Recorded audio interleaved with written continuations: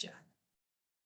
Entonces, como les comentaba, esta regla, ¿cierto?, de ejecución, le va a corresponder ejecutarla o hacerla cumplir al tribunal, ¿cierto?, que hubiese dictado. Y ahí vemos las excepciones, y siempre hay excepciones en la regla, que la ejecución, ¿cierto?, de las sentencias penales y de las medidas de seguridad previstas en la ley procesal penal serán, ¿cierto?, en este caso, competencia del propio juzgado de garantía que hubiera intervenido, ¿cierto?, en este procedimiento penal. ¿Ya? Ellos van a resolver este asunto, ¿cierto?, en esta sentencia. Y también, ¿cierto?, otra excepción que se señala es que los tribunales que conozcan de la revisión de la sentencia firme o de los recursos de apelación, de casación, ahí ya cuando hablamos, ¿cierto?, de esta revisión, ahí estamos hablando ya nosotros de recursos, entonces estamos viendo cuando hay apelación, o sea, ya estamos hablando de segunda instancia, ¿ven? Entonces ahí uno va asociando estas cosas.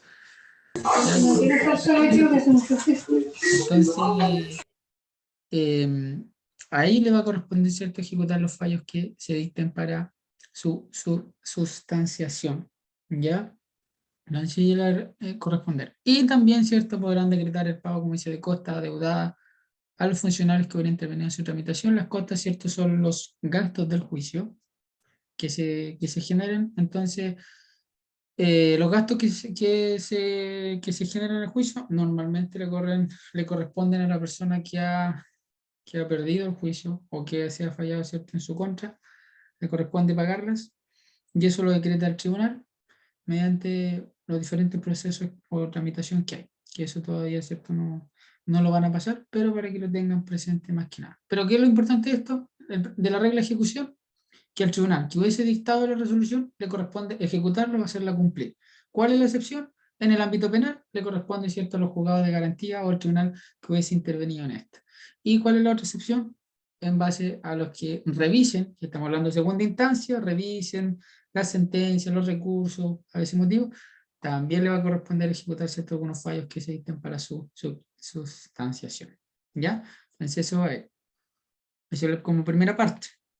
Y como segunda, que esta propia regla, tiene dos en el artículo, señala que siempre que la ejecución de una sentencia definitiva hiciera necesario la iniciación de un nuevo juicio, podrá deducirse ante el tribunal que menciona el inciso primero del artículo precedente, lo que habíamos visto, ¿cierto?, anterior, artículo precedente que era el 113, le corresponde, ¿cierto?, al tribunal que lo hubiese pronunciado. Entonces, acá el tribunal que hubiese pronunciado la sentencia le va a corresponder también conocer el mismo asunto, o antes, dice, al que sea competente en conformidad a los principios generales establecidos por la ley, a elección de la parte que hubiera obtenido en pleito. ¿Ya? Entonces, ¿a qué se refiere esto? Por ejemplo, la ejecución de la sentencia que condenó a esta persona de este accidente de tránsito a pagar estos 10 millones, y va a requerir la iniciación de un nuevo juicio, como hacer un juicio ejecutivo, por ejemplo, le va a corresponder conocerlo a este mismo tribunal, al primer juzgado civil de Chillán. Me sentenció, me falló, ¿cierto?, a mi favor de que me pagaran 10 millones de pesos por el accidente de tránsito que yo tuve, de indemnización. La parte que fue condenada no me lo pagó, no lo cumplió, pedí que se cumpliera, ¿cierto? No ocurrió nada. Se inicia el juicio ejecutivo. Y ahí, ¿cierto?, yo demando, ese es un nuevo juicio que se inicia. ¿Y dónde se va a iniciar? En el primer juzgado civil de Chillán. y ahí se va a comenzar el juicio ejecutivo, y ahí vienen todos los otros pasos que yo les comenté, que el remate, ¿cierto? Diversas formas de que el tribunal tiene para hacer cobrar este tipo de deuda, ¿ya? Y así sucesivamente. Entonces, a él le va a corresponder. Entonces, esta propia regla de ejecución tiene estas dos. ¿Cuál es la primera? La primera es resolver, ¿cierto? La ejecución de la sentencia que él hubiera pronunciado, él lo va a tener que resolver, ¿cierto? Lo va a tener que hacer cumplir. Y la segunda, si se hace necesario un nuevo juicio, que la segunda, lo va a conocer también el mismo tribunal, ¿ya? Esa es en este caso. Y por eso, aquí lo vemos, sede civil, ¿cierto? Ante el mismo tribunal que dicta la resolución, ejecución incidental, que es lo primero, ¿cierto? Que yo pedí su ejecución, que el tribunal ordenó que esta persona pagara esta indemnización, no lo hizo, y ahí, ¿qué ocurre, cierto? Tengo que iniciar un nuevo juicio, como dice la segunda parte, juicio ejecutivo. Y ahí, ¿cierto? El inicio, que el juicio ejecutivo es más que nada para el cobro, ¿cierto? O el cumplimiento de los títulos ejecutivos que están enumerados en el artículo 434, pero eso no vamos a entrar en profundidad eso porque les va a confundir más. Solamente ustedes entiendan que este principio el tribunal que lo dicta debe resolver. ¿Qué hay que distinguir? Sede penal y sede civil. Sede penal, ¿cierto? Resolver las sentencias que ellos dicten, las medidas de seguridad también que apliquen, y los tribunales que conocen de la revisión, que nuevamente hablamos de la segunda instancia. ¿Ya? Entonces, eso más que nada. Ahí ya vimos las reglas, que lo importante es que se las puedan aprender. Las definiciones, la verdad, no son muy complejas en el sentido de comprenderlas. Probablemente aprenderse los conceptos puede ser un poco más difícil, pero en realidad si ustedes la comprenden así como lo hemos visto, es bastante simple en ese sentido. ¿Ya? Y como decíamos que todo, en todas las cosas hay excepciones, no todo es la ley. Hay estudios también de reglas especiales de la competencia, reglas especiales. Y ahí tenemos esta competencia absoluta, y también tenemos la competencia relativa, que esta competencia absoluta se relaciona con el grado de cierta jerarquía del tribunal, y ahí se divide, que ahí vamos a analizar cada uno de estos puntos en materia, sí, en materia, ¿cierto? En materia, en cuantía y fuero, eh, y en la competencia relativa se ve desde el punto de vista del territorio, ¿ya? Esto lo vamos a analizar cada uno de estos puntos, a definir, ¿cierto? Cada uno de ellos, para que lo comprendamos. La de competencia, que es la primera, es aquella, ¿cierto?, que determina la clase de tribunal que debe intervenir en el conocimiento de un asunto, y si entre ellos hubieran distintas jerarquías, también lo señalará. ¿Ya? Y eso es lo que nosotros habíamos visto al principio, eh, que se determine, ¿cierto?, el tribunal que va a conocer este, este asunto, y por qué se relaciona con la de grado y jerarquía, que esta que está acá, porque eh, el juez, ¿cierto?, de primera instancia, cuando se establece esta demanda, también va a quedar radicado, ¿cierto?, el conocimiento para que el segundo tribunal lo conozca. Entonces, la regla esta especial de competencia absoluta señala las clases, ¿cierto?, de tribunal que deben intervenir en estos asuntos. Entonces, ¿por qué se relaciona con esto? Porque el tribunal de primera instancia, que sabemos que procede el recurso de apelación, por eso primera instancia, lo va a conocer también el de segunda instancia. Por eso es una competencia absoluta. ¿Por qué? Porque se señala y va a tener en el sentido de la revisión, ¿cierto?, de las causas judiciales, tanto del hecho como del derecho, y van a intervenir, ¿cierto?, en todo este conocimiento de este asunto. ¿Ya? Esa es la gran característica del recurso de apelación, que conoce los hechos y el derecho. Por eso establece la doble instancia, ¿ya? Porque conoce todo lo que suscite en lo que se está apelando, ¿ya? y es uno de los recursos más comunes, ¿cierto?, que se utiliza. ¿Cuáles son sus características? Bueno, primero que señala que permite el reparto de la jurisdicción entre diversas clases y jerarquía de tribunales que existen en el país, ¿cierto? Tribunal de familia, tribunal civil, tribunal laboral, tribunal penal, y las jerarquías que tenemos, sabemos las Cortes de Apelaciones, la Corte Suprema, esas son las jerarquías que están y se establecen a través de ello. Son reglas de orden público. ¿Por qué reglas de orden público? Porque dice en relación con la organización y el funcionamiento del tribunal. ¿Y por qué de orden público? Porque están establecidas en beneficio de quién? Del interés general de la sociedad. Más que nada es por eso. Por eso son de orden público, porque van en beneficio de toda la sociedad y no solamente el interés particular de cada una de las personas. ¿Ya? Ahí se ve esta regla. Son irrenunciables por las partes y obligatorias para el juez, ¿ya? O sea que no pueden ser modificadas, a eso quiere decir, irrenunciables no pueden ser modificadas por las partes, o a su arbitrio, lo que ellos estimen conveniente, y obligatorias para el juez porque van a tener que entrar a conocer este asunto, no van a poder excusarse y van a tener que seguir el procedimiento. Su infracción puede alegarse en cualquier tiempo, de acuerdo a las normas del procedimiento. Sabemos que ahí, como vimos al principio, con la regla con la regla de extensión, cuando los tribunales conocían los incidentes, ¿cierto? La convención, ahí, ¿cierto? Entonces, si infringe una parte del procedimiento, ¿qué se puede hacer? Se puede alegar, ¿cierto?, en cualquier tiempo en cualquier tiempo a las normas del procedimiento, cuando se infringe. Entonces ahí interpongo un incidente, una excepción, ¿ya? Y ahí lo voy tramitando, ¿cierto?, a través del juicio.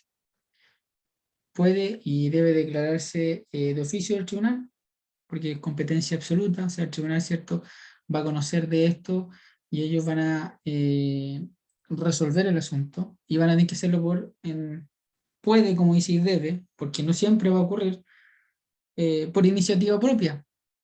Hay, ¿cierto?, hay situaciones en que los tribunales deben pronunciarse de oficio o de manifiesto cuando ven algún error en el procedimiento. Por ejemplo, la incompetencia absoluta de un tribunal. ¿Ya? Ahí el tribunal, cuando no es competente, él puede de oficio declararlo. ¿Ya?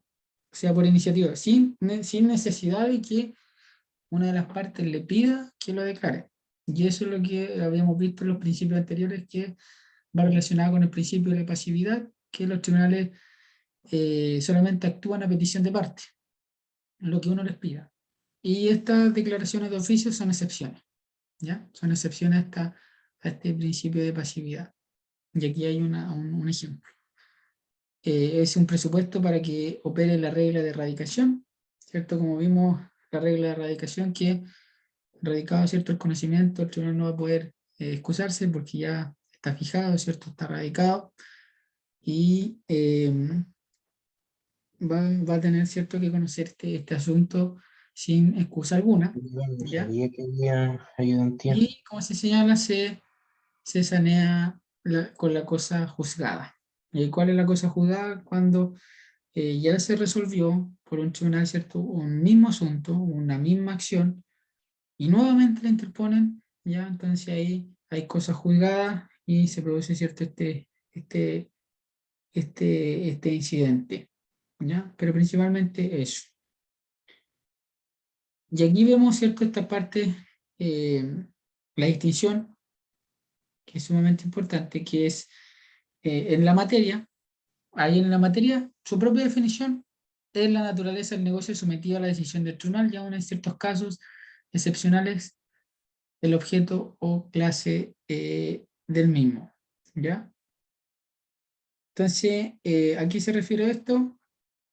Es la naturaleza del asunto, la naturaleza del asunto controvertido sometido a la competencia del tribunal. Entonces, si yo interpuse una demanda de indemnización de perjuicios, ese es el asunto, indemnización de perjuicios, es la materia, ¿ya? Si yo interpongo una demanda por cobro, ¿cierto?, por el cobro de una factura, por el cobro de un cheque, por el cobro de un pagaré, ¿cierto? Ese va a ser el asunto, el cobro, ¿cierto? El cheque, el cobro de la factura, ese es, perdón, esa es la materia, ¿ya? Entonces, la definición de esto es simplemente es la naturaleza del asunto controvertido sometido a la competencia del, del tribunal, ¿ya? Entonces, eso es que nada. Y como señala algún efecto, ayuda a determinar a los tribunales especiales y permite determinar la competencia, ¿sí? Porque si yo interpongo una materia, por ejemplo, por divorcio, esa es la materia de divorcio. Entonces, ¿determina la competencia? Por supuesto que determina la competencia. ¿Quién va a ser competente? El tribunal de familia. Entonces, ahí estoy determinando, ¿cierto?, la competencia. Demanda por despido injustificado. Determina, ¿cierto?, la competencia. Y ahí dice, ayuda a determinar los tribunales especiales. Y estos son los tribunales especiales. Familia, ¿cierto?, laboral, ambiental, a ese motivo. Entonces lo determina. Y eso es importante identificar la materia de cada asunto. Y está dentro, ¿cierto?, de esta propia competencia absoluta. Y ahí, bueno, aquí hay unos ejemplos que indicó la profesora. Por ejemplo, juicios de Hacienda, dice jueces de letra, de común asiento en la corte, jueces de mina, perdón, juicios de mina, asuntos judiciales no contenciosos, hay el juez de letra, ¿cierto? Causas laborales o de familia en aquellas comunas en que no existe el tribunal especial. ¿Cuál es el tribunal especial? El tribunal laboral. Entonces, si no existe, lo va a conocer cierto juez de letra. ¿Por qué dentro de esto, de esta competencia absoluta? Porque conocen todo, ¿ya? Entran a conocer este asunto. Aquí, a ver, parece que al final, al principio teníamos esta...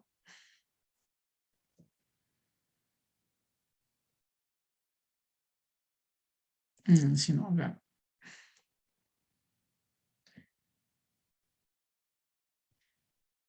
Conocen de todo, como les decía. Entonces, ahí, ¿cierto? Se termina con la materia, el asunto de cada tribunal. Por ejemplo, como dice, responsabilidad civil ministerial de los jueces de letra, los de la Corte de Apelaciones, causas de movilidad de los ministros de la Corte Suprema, o sea, de que ellos puedan ser juzgados por el tribunal, lo va a ver el presidente de la Corte de Apelaciones de Santiago y así sucesivamente diferentes eh, asuntos, ¿ya?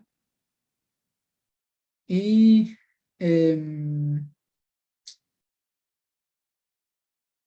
la materia, ¿cierto? También dentro de sus clasificaciones, que es importante, se ve el asunto de la cuantía, pero que eso es, lo vamos a ver en el siguiente, como dice, se reputan asuntos de mayor cuantía que ellos que versen sobre materias que no se pueden apreciar en dinero.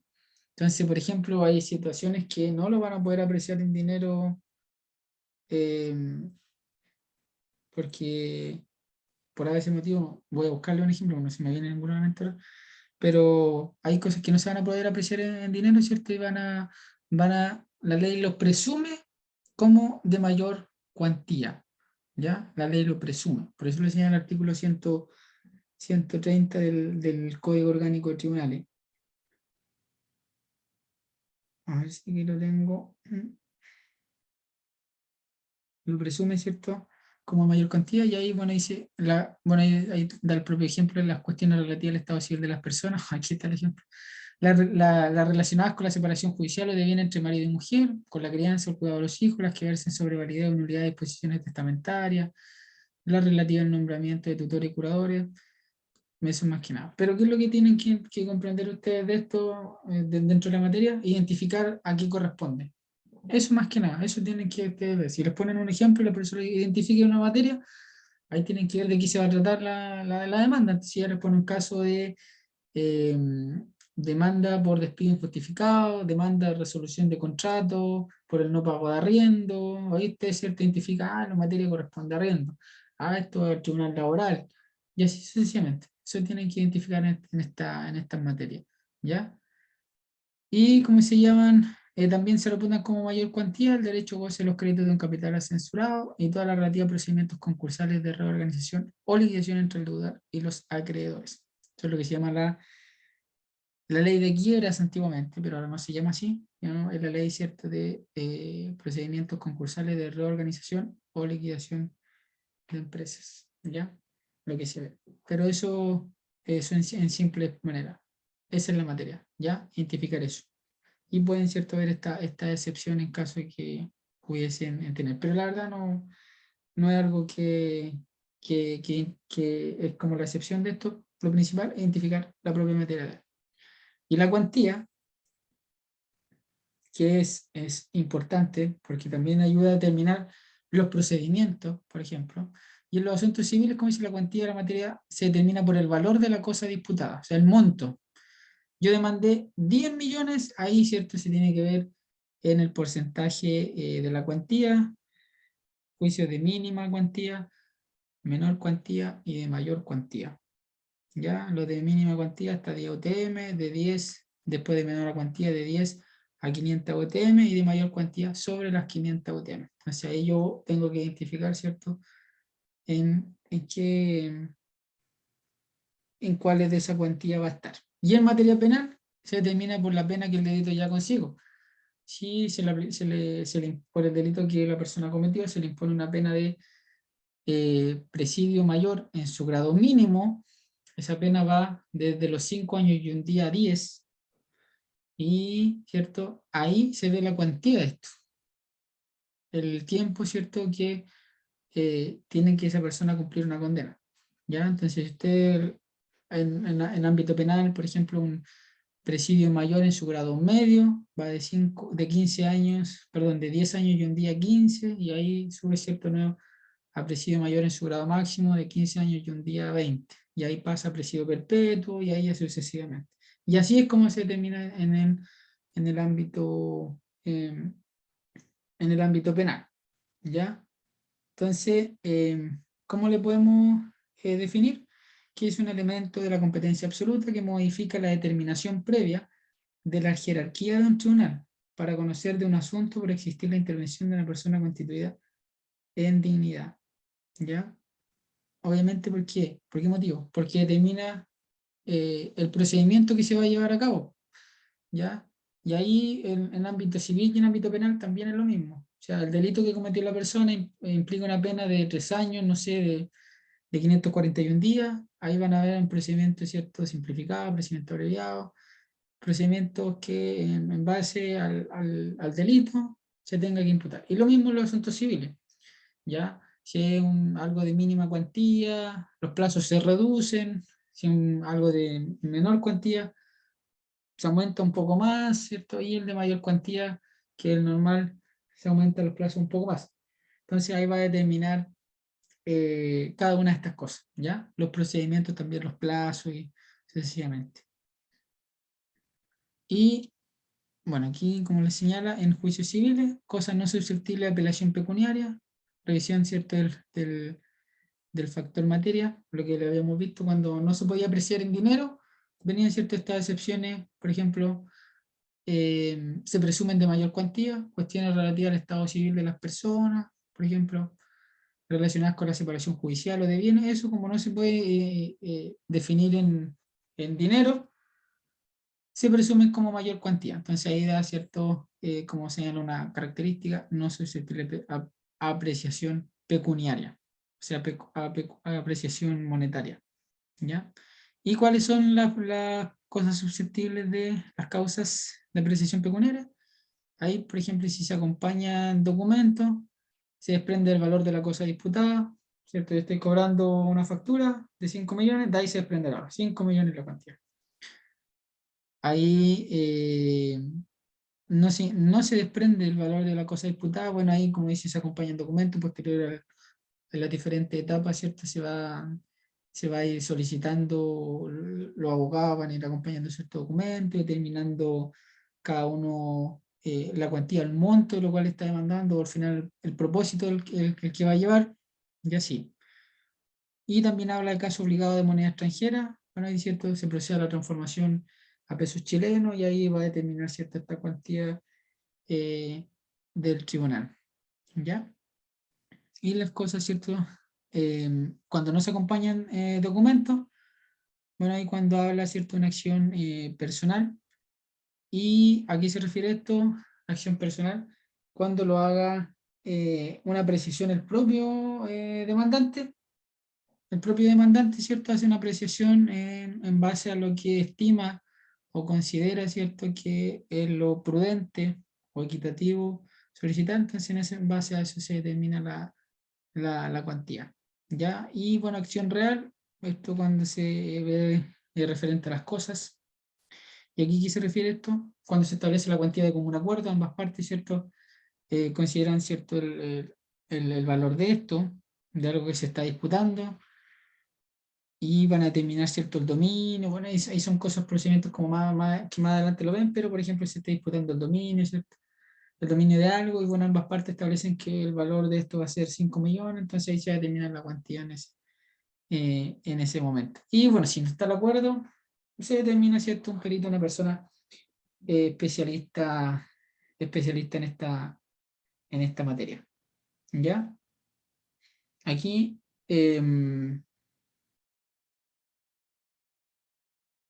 lo que sí aquí tienen que determinar, en esta propia cuantía, por ejemplo, en materia penal, se separan, ¿cierto?, por crímenes, simples delitos y faltas. ¿Ya? Los crímenes van a ser los que llevan asociada una pena mayor a 5 años y un día. ¿Ya? Ahí, ¿cierto?, está la cuantía sobre eso. Los simples delitos, de los que van a llevar una pena que va a oscilar entre los 61 días y los 5 años de presidio, y la falta, ¿cierto?, que va a la pena de 1 a 60 días de prisión o multa. Entonces ahí ustedes ven esta separación en materia penal de la cuantía, que va a ser referente a esta pena. Bueno, y ahí se van a regir por el Código Penal, ¿cierto? Y ahí van a determinar los tipos de procedimientos que van a haber. ¿Ya? Y bueno, ahí, por ejemplo, en el procedimiento abreviado, que es de los asuntos criminales, asunto penal, pone si se trata de crimen o simple delito, y ya vimos, ¿cierto?, en cuál oscila estas penas, se va a determinar, ¿cierto?, en base a ese procedimiento. El procedimiento simplificado lo va a conocer, ¿cierto?, el juez de garantía, y se aplica respecto a los simples delitos con relación, ¿cierto?, a los cuales el Ministerio Público requiere una imposición de pena que no excediere de presidio o reclusión menor en su grado mínimo. Presidio menor en su grado mínimo, entonces te va de 61 días a 541 días de cárcel. ¿Ya? Entonces, si requiere una pena de esa cuantía, se va a procedimiento simplificado. Y bueno, en el juicio oral, ahí conoce los crímenes o simple delito de acción penal privada, que los crímenes o simple delito de acción penal pública, en el sentido que son los que inicia el Ministerio Público, que es la Fiscalía, y los delitos, ¿cierto?, de acción penal privada son los que se inician porque uno interpone una querella. ¿Ya? O sea, en ámbito civil es demanda, ¿cierto? Y en ámbito penal es la querella. ¿Ya? O sea, una diferencia también es importante. Es la querella. Y si yo interpongo, ¿cierto?, esta querella por un delito de cierta acción penal privada, se va a proceder, ¿cierto?, en el juicio en estos procedimientos. Y el procedimiento monitorio, que también está en el ámbito penal, es cuando se aplica el pago de una multa. ¿Ya? Y bueno, en ese sentido, ¿cierto?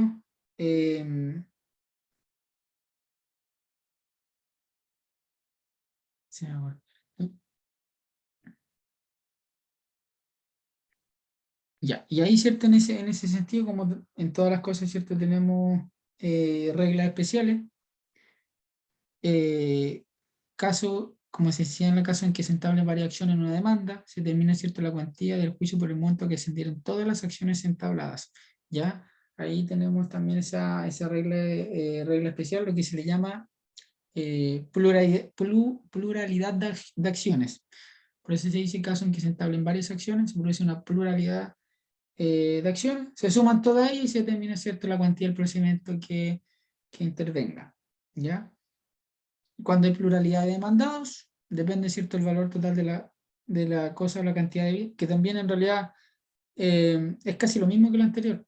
¿Ya? Lo mismo que pluralidad de acciones, porque al fin y al cabo yo no voy a valorizar a cada demandado con un monto. Por ejemplo, si son 10 demandados, no voy a valorizarlo cada uno en 1.000.000 de pesos, no. O sea, igual va a depender, ¿cierto?, el valor de la cosa, la cantidad debida, ¿ya?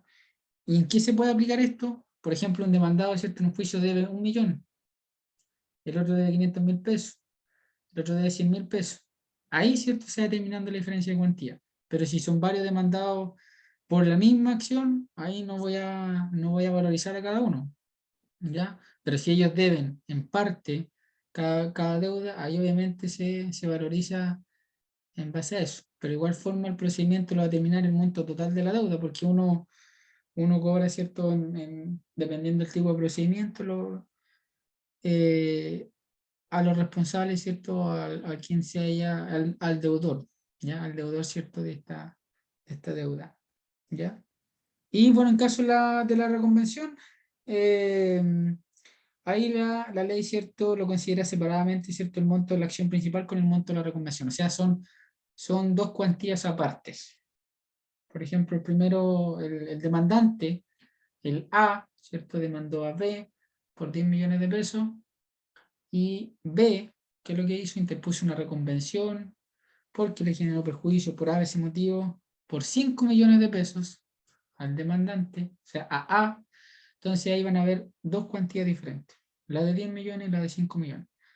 ¿Ya? Entonces por eso dice que determina la competencia, el monto de los valores reclamados por vía de recompensación separadamente de lo que son materia de la demanda. ¿Ya? O sea, se separa completamente. Y la cuantía de la materia, como se señala, se determinará por el monto que ascendiera la acción principal y la reconvención reunidas. ¿Ya? Entonces, se basa en eso. Y ahí también hay unas reglas especiales que se pueden aplicar, que por ejemplo en la terminación del arriendo, cómo se determina esta cuantía, la consideración, ¿cierto?, el periodo de pago, si las partes lo estipulan, ¿cierto?, en el contrato, las partes, bueno, ahí, ¿cierto?, eso más que nada son reglas especiales en el sentido de que la terminación de contrato de arriendo se va a determinar, ¿cierto?, el monto de lo debido por cada una de las partes, del no pago de arriendo, o si es terminación de contrato de arriendo por otra causal, ¿cierto? También se va a determinar por el periodo, y ahí por eso establece esta regla. Si las partes lo estipulan en el contrato o no lo estipulan en el contrato, ahí van a regir ciertos artículos especiales en esta materia.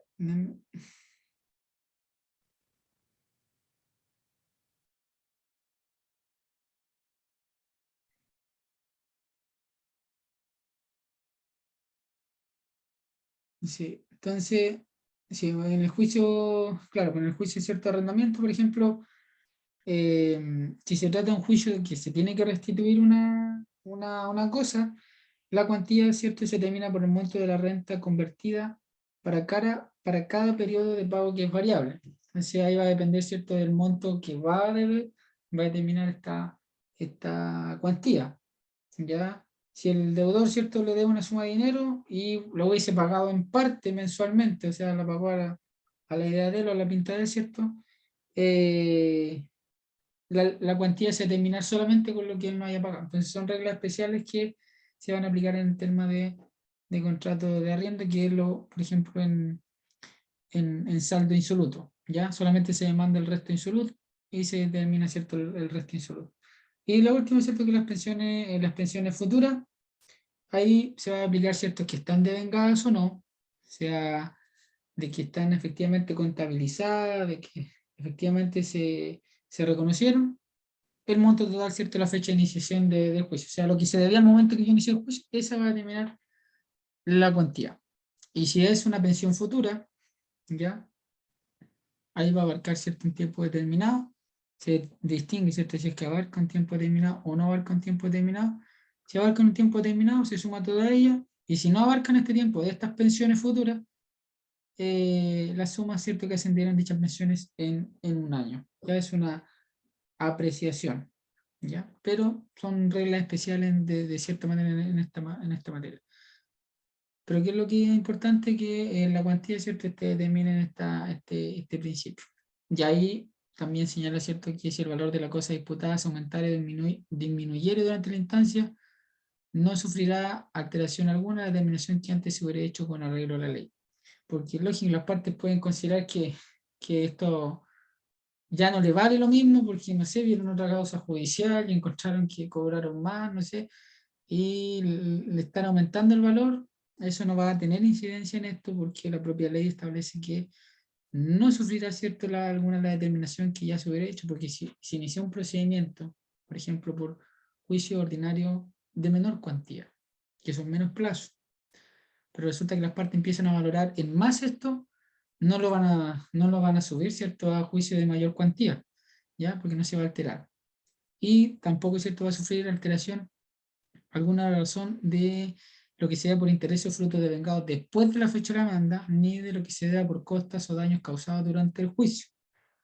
Pero los intereses fruto de daños debidos antes de la demanda se agregarán al capital demandado y se tomarán en cuenta para determinar la cuantía de la materia. Aquí se refiere con esto, es que obviamente si todo lo que se da después de la fecha de la demanda, ¿cierto?, no va a alterar el procedimiento que ya se hubiese establecido. Lo mismo, ¿cierto?, con la anterior. Y para los intereses y los frutos, ¿cierto?, o daños debidos antes de la demanda, se agregarán, ¿cierto?, el capital de demandado y se tomarán en cuenta para determinar la cuantía de la materia. Pero eso es el momento, ¿cierto?, de iniciar la demanda, ¿ya? La cuantía del demandado. ¿Y cuál es la importancia? Como les he señalado, ¿cierto?, en todo anteriormente, para determinar el procedimiento aplicable. Mayor cuantía, superior a 500 UTM, menor cuantía, superior a 10 e inferior a 500, y mínima cuantía inferior a 10. Ayuda a determinar ese procedimiento. Para determinar también la instancia. Si es menos de 10 UTM es única instancia. Así lo establece la ley y así se va a resolver. Y hay en primera instancia, ¿cierto?, más de una instancia. También se considera para regular las costas de un proceso. Y si la cuantía es baja, el legislador exime en alguna ocasión a la parte de actuar representada por abogado y procurador. O sea, hay juicios, ¿cierto?, en los cuales están bajo el monto, por ejemplo, los juzgados de policía local también en procedimiento. No se requiere, cuando es menor a 4 UTM, no se requiere un abogado, ¿cierto?, representación. Lo puede uno propiamente representarse, y en diferentes otros procedimientos también se establece, ¿ya? Pero principalmente esas son las clasificaciones que importan. Determinar el procedimiento aplicable y determinar, ¿cierto?, las instancias de cada una, ¿ya? Y en sede penal, bueno, como ya le había mencionado, ¿cierto?, si era crimen o simple delito, lo iba a conocer el Tribunal de Juicio Oral de lo Penal, el juzgado de garantía, dependiendo, ¿cierto?, del tipo de pena, el procedimiento que se ha de aplicar, si va a ser un procedimiento abreviado, ¿cierto? Que si el procedimiento abreviado ahí es cuando se trataba de crimen o simple delito, los cuales el fiscal requiere una pena privativa superior a 10 años, o de presidio, ¿cierto?, reclusión mayor en su grado mínimo. Miren, se me va a cortar de nuevo. Así que conectémonos nuevamente. Bueno, ahora vamos a terminar la ayudantía. Así que conectemos la última parte. Así que nos vemos en 5 minutos.